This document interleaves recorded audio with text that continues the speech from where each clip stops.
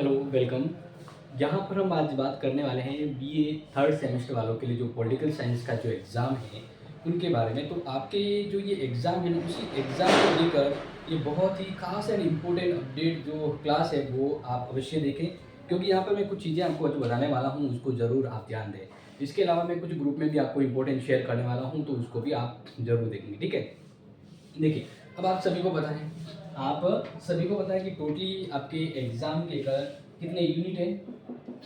Unit आपके कितने हैं? 5, ठीक है ना? टोटल कितने यूनिट है? 5।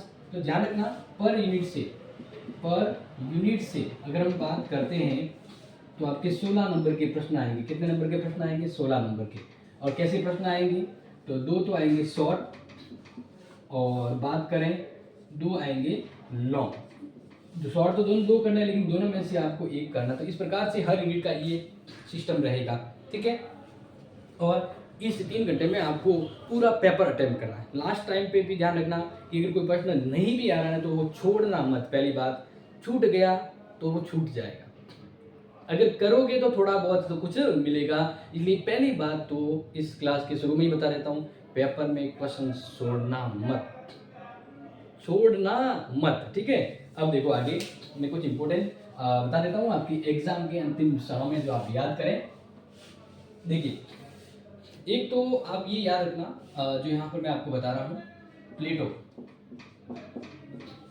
प्लेटो जो है, इनका शिक्षा, न्याय और साम्यवाद के सिद्धांत याद करें, ठीक है? एक तो ये याद कर लेना, क्योंकि इनमें से आएगा। शिक्षा का सिद्धांत की बात करें तो प्लेटो ने कहा कि शिक्षा 2 लेवल बताए, क्योंकि आदर्श राज्य के अंदर ये कल्पना करता है। और आदर्श राज्य, मान लीजिए वो भी प्रश्न आ सकता है, तो उन्होंने सिंपली कहा कि एक आदर्श राज्य में शिक्षा 2 लेवल पर होनी चाहिए। शिक्षा का काम राज्य करेगा, लेकिन 2 कैटेगरीज वाइज बताए। एक तो बताइए प्रारंभिक शिक्षा, एक उच्च शिक्षा।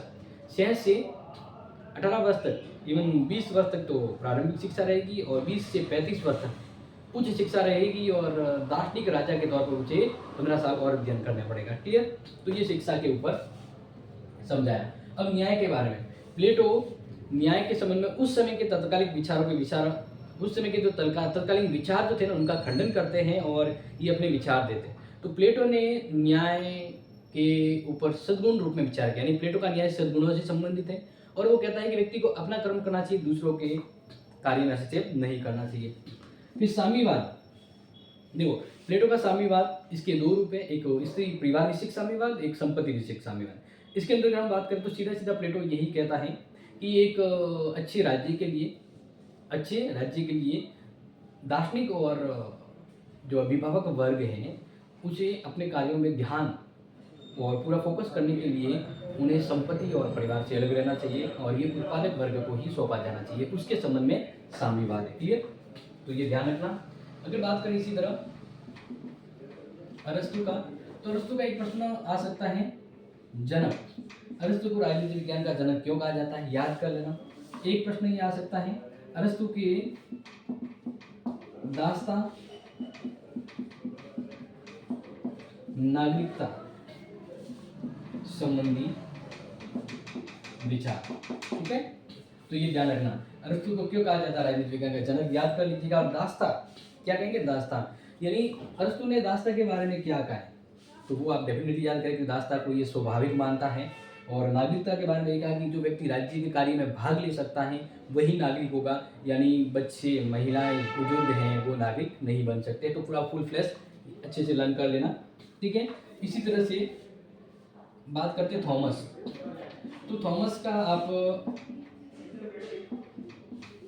कानूनों का वर्गीकरण याद कर लेना, ठीक है? क्योंकि थॉमस ने कानून को 4 भागों में डिवाइड किया था, शाश्वत कानून, देवीय कानून, मानवीय कानून, और एक और कानून का रूप रहता है। तो टोटली 4 है, ठीक है? तो वो याद कर लीजिएगा, इसके अंतर्गत ये इंपॉर्टेंट रहने की संभावना है। इसी तरह से बात करते हैं एक्विनास, ठीक है ना? तो एक्विनास के याद कर लेना, युग का शिशु, कि भाई एक्विनास को युग का शिशु क्यों कहा जाता है, क्योंकि सभी विद्वानों से अलग है। मैकियावेली अपने देश में होने वाली घटनाओं से बिल्कुल छोटे बच्चे की तरह जुड़कर प्रभावित हुआ था और अपने बुकों में लिखा था, द प्रिंस। तो इस तरह से उसे अपने युग का शिशु कहा जाता था। तो पूरा फुल फ्लैश याद कर लीजिएगा, ठीक है। एंड देन बात करें तो इनके राज्य व शासक से संबंधित प्रश्न और मानव स्वभाव ये जरूर पूछा जा सकता है, मानव स्वभाव के बारे में। तो ये आप अच्छे से नोट कर लीजिएगा, क्योंकि शासक के संबंध में कि शासक के कैसे गुण होने चाहिए वो मैकियावेली ने बताए हैं, और मानव का स्वभाव कैसा होना चाहिए, क्योंकि एकांकी पक्ष का वर्णन किया है, स्वार्थ और मतलब भी बताए हैं। इसी तरह नेक्स्ट है हॉब्स, लॉक और रूसो, ठीक है, रूसो। तो ये जो तीन विद्वान है ना, इन तीनों का एक फेमस सिद्धांत है सामाजिक समझौता सिद्धांत। सामाजिक समझौता सिद्धांत ये याद कर लेना, 100% डेफिनेटली दोनों में से एक जरूर आएगा। और फिर बता देता हूँ, सामाजिक समझौता का मतलब है कि भाई जब राज्य नहीं था तब लोग कैसे थे, उस समय अव्यवस्थाओं को ठीक करने के लिए लोगों ने समझौता किया और समझौते के तहत राज्य बना। तो ये अलग अलग लोग अपने विद्वानों ने अलग अलग तरह से कहा है, ये याद रख लेना। इसके अलावा एक याद रख लेना, सामान्य इच्छा का सिद्धांत, ये याद रख लेना, बहुत ही इंपॉर्टेंट है। और फिर बात करें तो एक आएगा प्राकृतिक अधिकारों के बारे में जो लॉक के विचार है वो याद कर लीजिएगा।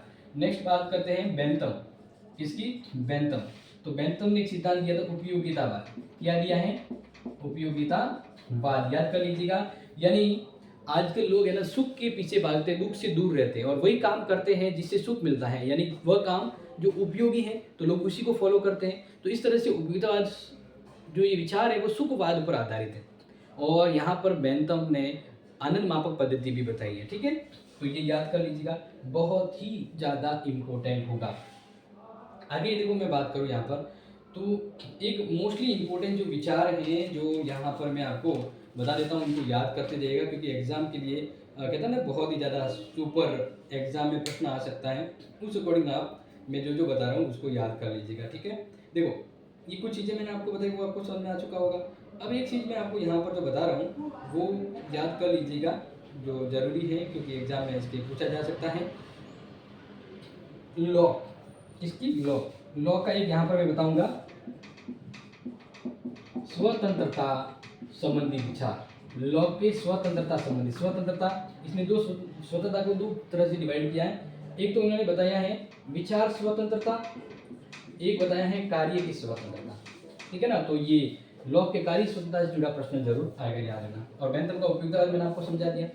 इसके अलावा कानून में क्या सुधार किए थे, कानून में सुधार को लेकर प्रश्न याद रख लीजिएगा, ठीक है ना, बहुत ही जरूरी और इम्पोर्टेंट है।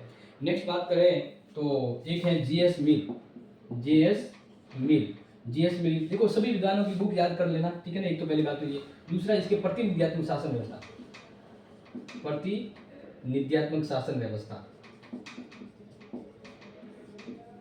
तो प्रतिनिध्यात्मक शासन व्यवस्था क्या है, शासन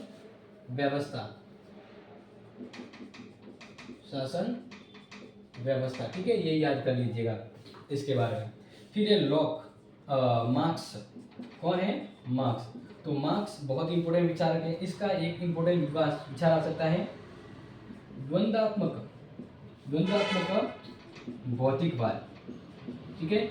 एक इसका है इतिहास की आर्थिक व्याख्या, इतिहास की आर्थिक आधारों पर व्याख्या, ठीक है, ये याद कर लेना।